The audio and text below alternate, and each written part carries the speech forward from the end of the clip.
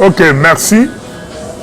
Eza Bongo Molobelo Abino, Benoît Biakunya Kalombo, président cellulaire, il y a Yolo Nord 1, Toza Bongo na kata section à Kalamou, Fédération de la Funa. Comme d'habitude, nous avons déjà eu à partager avec vous plusieurs sujets d'actualité politique. Alors, pour Nalelo, Tolengela Bongo, Tomeka, partager un bino sur le départ vers l'étranger, il y a M. Vital Kamerhe. Deuxième point, le départ massif, il y a Bakasik, il y a FCC vers l'Union sacrée. Troisième point, nous allons parler de la grâce, de la décision de la grâce présidentielle prise par le magistrat suprême Félix-Antoine Tshisekedi Tshilombo. Et puis, la paix d'hiver. S'agissant du départ ou du voyage à l'étranger, il y a ex-directeur de cabinet, il y a président de la République, M. Vital Kamerhe vers l'étranger. Je sais que cette question a fait l'objet de plusieurs discussions. Alors, on voulait quand même donner un éclaircissement par rapport à ça. Alors, beaucoup de gens ont critiqué, Tolandi, surtout les membres de la cellule, mais président, comment Vital Kamerhe Bimi, c'est que l'État de droit, le président Lobaki, tout le monde en côté. Comment Bimi? Je crois dans l'émission de Salaka la fois passée, j'ai expliqué pour dire que avant il y a ça la critique, avant de se décourager, de parler n'importe quoi, nous devons d'abord comprendre les concepts état de droit. Un état de droit c'est quoi? Mais un état de droit c'est un état dans lequel tout le monde est... Donc nul n'est au-dessus de la loi, j'allais dire. Personne n'est au-dessus de la loi. Dans un état de droit, ce sont les textes qui régissent les institutions, qui régissent les services publics. Tout est réglementé dans un état de droit. Dans un état de droit, les gouvernants et les gouvernés sont tous régis par la loi, par la Constitution, par les lois organiques. Bref, dans un état de droit, c'est le respect des textes. C'est le respect de la procédure en la matière. Alors, Tozongana au Italie, M. Vital Kamerhe. Vital Kamerhe, comme tout Congolais, a eu à bénéficier d'un procès judiciaire au Ebisotou Tolandaki. Il a été condamné au premier degré. Vital Kamerhe a dit satisfait, comme tout Congolais, il a interjecté l'appel. La loi l'autorise. Il est allé en appel. Au niveau cour d'appel, Vital Kamerhe a plaidé. La cour d'appel a condamné Vital Kamerhe pour 13 ans. Deuxième jugement de main au niveau cour d'appel. 13 ans. Mais M. Kamerhe, toujours insatisfait par rapport au deuxième jugement, a la cour de cassation. A lancé procédure de requête en pourvoi au niveau de la cassation, de la cour de cassation. La loi lui autorise, pour condamner, il critique n'importe quoi. La loi autorise à M. Kamerhe d'aller au niveau de la cour de cassation pour solliciter une cassation. Il y a un jugement au Salamaki, à niveau, il y a première instance, la deuxième instance. C'est ce que Kamerhe a fait. C'est-à-dire, même ceux qui vont condamner Bisso au niveau de la justice, la loi est autorisée. Tous en a droit. Il y a qu'on interjecter appel, il y a qu'on ça la requête en pouvoir. C'est-à-dire qu'au sein de la cour de cassation, attend l'appel du jugement, on a ceux qui ont ce pélicacate. C'est ce que Kamerhe avec ses avocats ont fait. Ils n'ont fait que se conformer à la procédure en la matière. La loi dit aussi que Mouton a continué requête en pouvoir au niveau de cassation peut solliciter une demande de mise en liberté provisoire. Mais c'est ce que les avocats de Kamerhe ont fait. Ils ont sollicité une demande de mise en liberté provisoire et cette demande a été étudiée par les magistrats de la Cour de cassation, qui sont indépendants, qui ne sont pas influencés. Et les magistrats ont trouvé que M. Kamere peut bénéficier de la liberté provisoire. C'est comme ça que Kamere a bimaki cette décision et où est au niveau de la Cour de cassation. Mais tout le monde est satisfait de la décision de la Cour de cassation. Les gens ont voulu critiquer, les gens ont parlé beaucoup de choses pour condamner la procédure. Alors, tout ce qui est bâton que le pays va sentiment parce que yo oyina na yo Vital Kamere alors pour na yo akufa na prison pour na yo bakotika été à ça 50 ans va condamné à mort. Ça c'est sentiment na yo. Mais magistrat a travaillé dans un sentiment magistrat zotala mobeko et lobbying, c'est ça l'état des droits. L'état des droits, ce ne sont pas les sentiments personnels, mais l'état des droits, c'est le respect des textes. C'est-à-dire, même ceux qui ont appliqué la procédure que Kamere a appliquée. Alors, pourquoi Bima qui est étranger? Mais Kamere était malade quand Libanda à partir de la liberté provisoire Zouaki. Alors, ceux qui ont docteur estimé que malade Kamere Azali ko souffrir nango guérison n'a pas obtenir nango fait ou Libanda. Alors, ils ont senga que docteur wana va solliciter comme la justice, comme l'organe judiciaire de 16 ans à niveau Cour de cassation, de 16 ans à niveau Cour de cassation, comme la magistrat que M. Kamere pour traiter par rapport à malade Azanango, il faut Abimalibanda. Peut-être c'est à l'étranger où ils ont tout le matériel pour traiter, parce que vous voyez qu'au Congo, nous sommes limités dans le domaine médical. Donc il y a certains matériels, il y a certains examens, il y a certaines chirurgies, certaines opérations. Et ça, la marathé, il faut toujours Libanda. Il est normal, parce que justice a besoin que M. Kamere a coufaté. Justice a besoin que M. Kamere doit être en vie pour purger la peine ou la comélie. Donc c'est une sortie normale, c'est conforme à la loi. À quel la justice va les condamner par défaut ou les condamner à contumace. Donc de ce côté-là, la justice va faire la moussala naïe. Monsieur va attaquer le président de la République. Non, le président de la République, Azali Garant, il est en train de diriger le pays selon sa vision. Le gouvernement est en train de l'accompagner dans la vision naïe. Mais la justice dans un état de droit est indépendante. Donc, botika justice et ça la moussala, je sais que c'est un exercice très difficile. Biso va Congolais, on voulait que le président de la République puisse se mêler, puisse s'impliquer, puisse donner des ordres. Mais et ça la mine Kamere azozela arrêt à Cour de cassation. Cet arrêt peut s'avérer que Kamere va quitter, c'est une possibilité. Ce cours et tali que comme on a que jugement on les a bien fait. Alors M. Kamere est innocent. Va quitter. Ceux qui courent à constater que non, M. Kamere va juger qui est bien en première et en deuxième jugement. La Cour va confirmer condamnation à deuxième jugement. Troisième possibilité, la Cour peut dire non, nous renvoyons l'affaire au niveau de la Cour d'appel, mais cette fois-ci avec d'autres magistrats. Ce sont là les trois possibilités. Toujours là au niveau de Cour de cassation. C'est ça la procédure, c'est ça ce que dit la loi. Donc nous devons supporter. Alors je crois que c'est clair par rapport à la sortie à M. Kamere. Donc nous devons être patients. Kamere est en train de suivre son parcours normal dans la procédure judiciaire.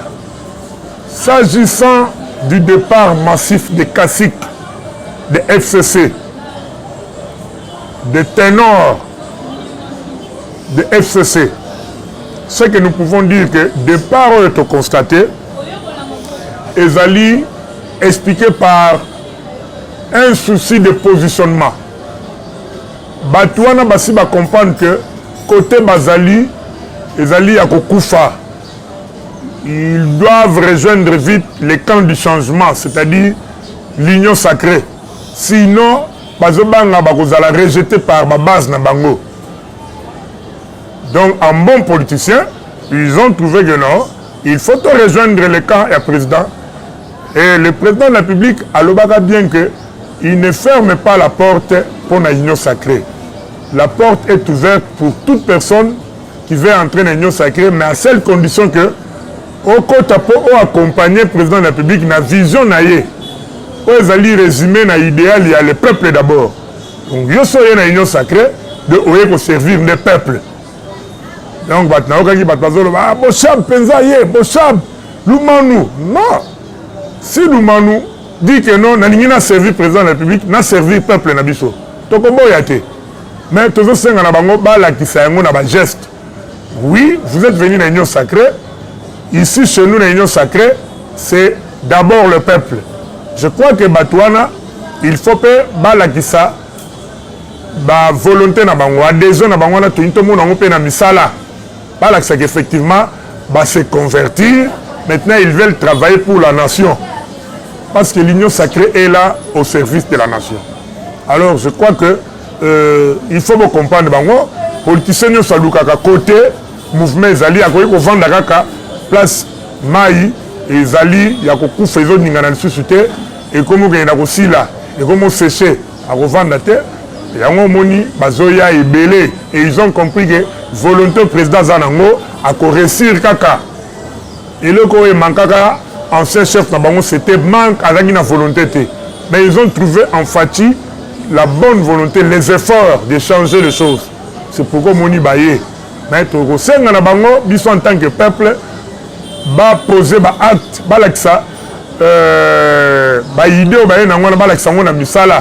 effectivement qu'ils sont venus accompagner Fati pour la réalisation, il y a vision naïe. Donc, c'est ce que je voulais dire. Donc, pour un problème à départ massif, c'est normal, la politique est dynamique.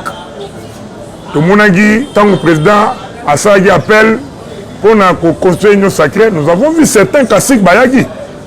On a vu Alphonse Moïkassa, un ancien kabiliste, mais qui a dit non, je laisse mon ancien cas parce que je trouve que les Sungi population, je rejoins le président Fati dans mon programme naïe, projet de société naïe, ils allaient merveiller pour le peuple congolais, alors nous allons soutenir. Vous avez vu Moïkassa Gilet là, il est en train de travailler pour la réalisation. Donc, la politique est dynamique, on ne refuse personne. Venez, mais pour accompagner le président de la République dans sa vision. S'agissant de la mesure de la grâce présidentielle, Oyo va bénéficier dans certaines personnalités politiques. Tolandaki, M. Jacques Ndala a bénéficié de la grâce présidentielle. M.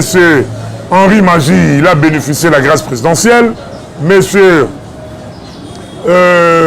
Barnabé, il y a Esther, l'ancien Kadoko, il a aussi bénéficié de la grâce présidentielle et d'autres personnes.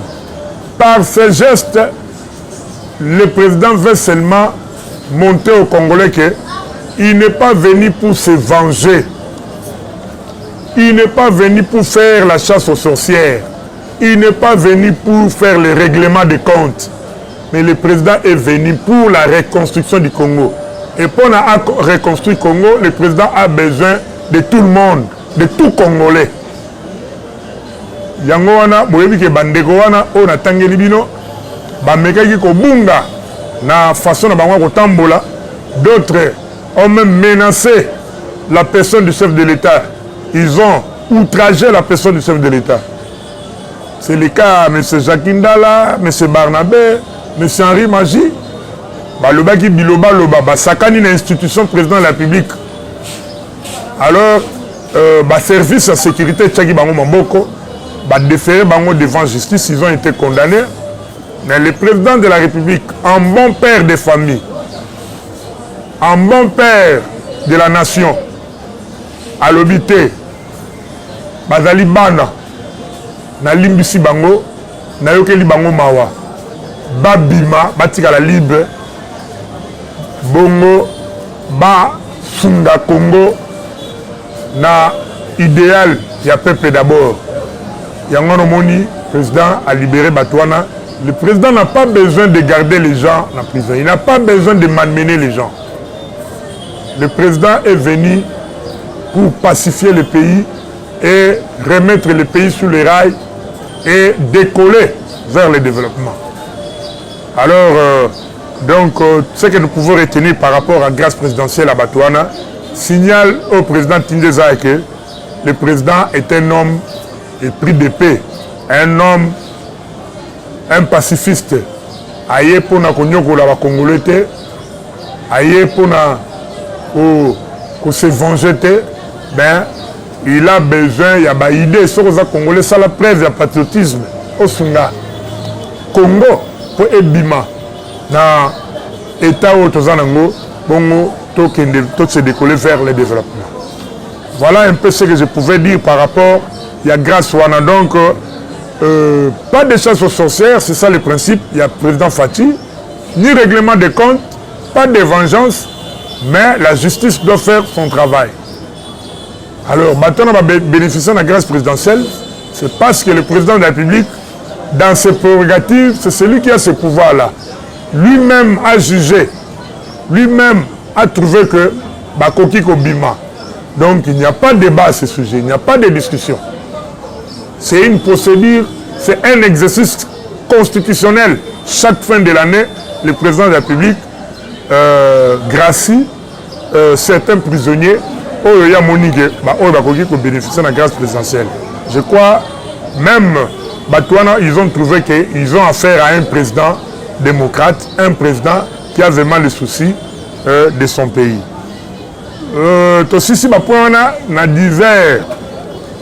Je voulais parler un peu de quelques réalisations et quelques projets qui ont prévus en 2022 par le président de la République. J'ai entendu beaucoup de gens parler dans tous les sens. Mingi Koutoualobi, Azo Salelo de mon côté, a salipé rien. A Kende a démissionné. Mais je crois que les alliés mauvaise foi. Mais compte tenu du temps, je voulais seulement épingler ici quelques points. Dans Bandina, nous avons problème, il y a mobilisation des ressources. Le président, l'ex-président de la RDC, M. Kabila, avec Bakasik Naye, bâti que l'émission budget, il y a 4 milliards. Vous comprenez? Bâti que l'émission budget, il y a 4 milliards. Dans le budget, on ne pouvait pas résoudre le problème. Il y a RDC. RDC, toi, on a un problème à transport. Toi, on a un problème à Banzela. Toi, on a un problème à la classe. Problème à l'hôpital. Toi, on a un problème à salaire. Problème à chômage. Nous avons beaucoup de problèmes. Presque tout est à refaire dans la RDC. Avec un budget de 4 milliards, devant une population de plus de 100 millions, c'est impossible. Le président est venu. Il a commencé d'abord par mobiliser les ressources. Toujours quand il le côté. Il fallait ça, il a vu ça, à cause ça, on a un bon côté. À cause ça, on avec des moyens. Et ben moyens, il faut à mobiliser, à Lukayango. Il faut qu'on mette fin à un système kabiliste. Il faut favoriser le gaspillage. Il y a deniers publics. Gaspillage, il y a Mbongo qui gardé dans le trésor public.